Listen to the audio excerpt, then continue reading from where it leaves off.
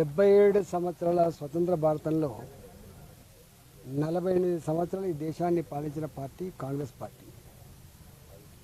వాళ్ళు అధికారంలో ఉన్ననాడు ఏనాడు బీసీల లేదా ఓబీసీల జనాభా గణన లెక్కలు తీయలే. అనగారిన వర్గాలకు ఛాంపియన్ లాగా ఎస్సీల ఓట్లు కొల్లగొట్టే ప్రయత్నం చేసిండ్రు, ఎస్టీల ఓట్లను కొల్లగొట్టే ప్రయత్నం చేసిండ్రు, అనగారిన వర్గాల బీసీల ఓట్లను కొల్లగొట్టే ప్రయత్నం చేసింది తప్ప వాళ్ళ జనాభా ఎంతనో లెక్కలు తీయలే.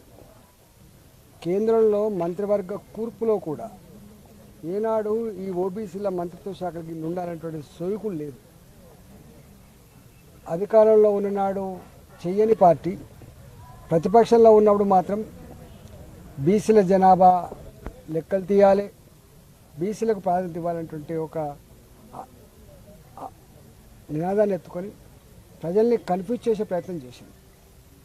భారతీయ జనతా పార్టీ 2014లో నరేంద్ర మోడీ గారిని ఒక ఓబీసీ బిడ్డను దేశానికి ప్రధానమంత్రిని అందించినటువంటి చరిత్ర భారతీయ జనతా పార్టీది.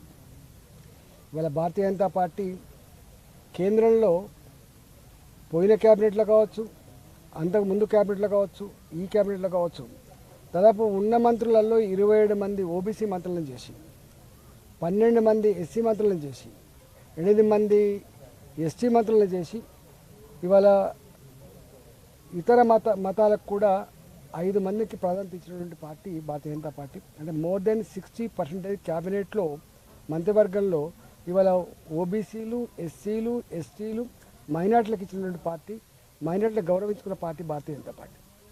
2014లో అధికారం రాగానే ఒక అనగారిన వర్గాల దళిత బిడ్డను ఇవాళ రాష్ట్రపతిని చేసిన చరిత్ర మాది.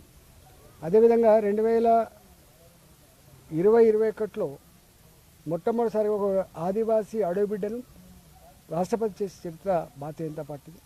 ఇవాళ ముసలి కన్నీళ్ళు కాచుతున్నటువంటి కాంగ్రెస్ పార్టీకి ఒక చెంపపెట్టులాగా స్వతంత్రం వచ్చిన తర్వాత ఇప్పటి వరకు ఓబీసీల కులగణన జరిగినటువంటి ఈ దేశంలో ఇవాళ మా ప్రభుత్వం, భారతీయ జనతా పార్టీ ప్రభుత్వం, ఇవాళ ఎన్డీఏ సర్కార్ దేశంలో ఓబీసీల కులగణన జరగాలని ఇవాళ ప్రతి 10 సంవత్సరాలకు ఒకసారి జనాభా లెక్కలు తీస్తుండ్రో ఈసారి జరిగే జనాభా లెక్కలలో ఇది తప్పకుండా తీయాలని చెప్పి నిర్ణయం తీయడం అనేది హర్షించదగ్గ విషయం.